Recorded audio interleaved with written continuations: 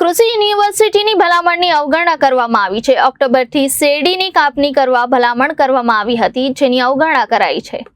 કૃષિ યુનિવર્સિટીની ભલામણની અવગણના કરવામાં આવી છે। ઓક્ટોબરથી શેરડીની કાપણી કરવા બદલ ભલામણ કરવામાં આવી હતી, ત્યારે મહુવા અને સાયણ સુગરે ઓક્ટોબરમાં જ શેરડીની રોપણી કરવાનો ખેડૂત હિતમાં નિર્ણય કર્યો છે। સપ્ટેમ્બર માસમાં રોપણી થતી હોવાથી કાપ ઉત્પાદનમાં ઘટાડો થયો છે। પહેલા વીઘા દીઠ 35 થી 40 ટન શેરડી થતી હતી, જે ઘટીને 25 થી 30 ટન પહોંચી ગઈ છે।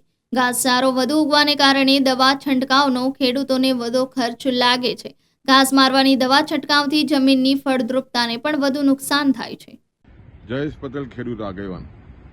સમગ્ર દક્ષિણ ગુજરાતનો મુખ્ય પાક શેરડી છે અને સ્વાભાવિક છે કે જ્યારે આટલું મોટું સહકારી માધ્યમ હોય અને એને કારણે ખેડૂતો આર્થિક રીતે મજબૂત થયા છે, તો ખાસ કરીને જે સ્થિતિ બની છે, જે રીતે વાવેતરની જે પેટર્ન છે, 10 વર્ષ અગાઉ તો લગભગ ઓક્ટોબર મહિનામાં સુગર ફેક્ટરીઓ વાવેતર આપતી અને એ પ્રમાણે ખેડૂતો કરતા હતા, પણ જે રીતે પેટર્ન બદલાઈ છે અને ખાસ કરીને સપ્ટેમ્બર મહિનામાં વાવેતર આપવાની જે પઠા થઈ છે, એને કારણે વહેલી રોપણ અને વહેલી કાપણીની ખેડૂતો જે રીતે મોહ રાખી રહ્યા છે, એને કારણે ખેડૂતો ખાસ કરીને ઉનાળામાં જ ચાસ પાડી દે છે અને સ્વાભાવિક છે કે જ્યારે આટલો મોટો વરસાદ દક્ષિણ ગુજરાતમાં થતો હોય છે એટલે નિંદામણ પણ બહુ ખૂબ થાય છે અને નિંદામણ નાશક દવા ખેડૂતો જે રીતે વાપરી રહ્યા છે એને કારણે જમીન બગડી રહી છે।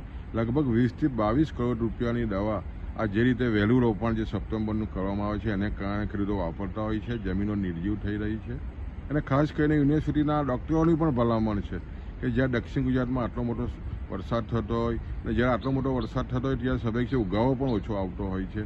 આવી સ્થિતિમાં ખાસ કરીને યુનિવર્સિટી અને ખાસ કરીને ખેડૂતો પણ જે રીતે વહેલા રોપવાની જે ઈચ્છા રાખી રહ્યા છે, એમાં ખાસ કરીને સુગર મેનેજમેન્ટે ચોક્કસ વિચાર કરવાની જરૂરિયાત છે અને ખાસ કરીને ખેડૂતોની અને કૃષિ યુનિવર્સિટીની વાત સાંભળીને સાયણ અને મહુવાએ ખૂબ જ સારી રીતે ઓક્ટોબર મહિનામાં આ વર્ષથી વાવેતરની શરૂઆત કરવાની જે વાત કરી છે, ખૂબ અભિનંદનને પાત્ર છે અને આવનાર દિવસોમાં તમામ સુગર ફેક્ટરીઓ આ દિશામાં જશે તો જ ખેડૂત ટકી શકશે અને ખાસ કરીને જમીન બચી શકશે, એવું મારું સ્પષ્ટ માનવું છે।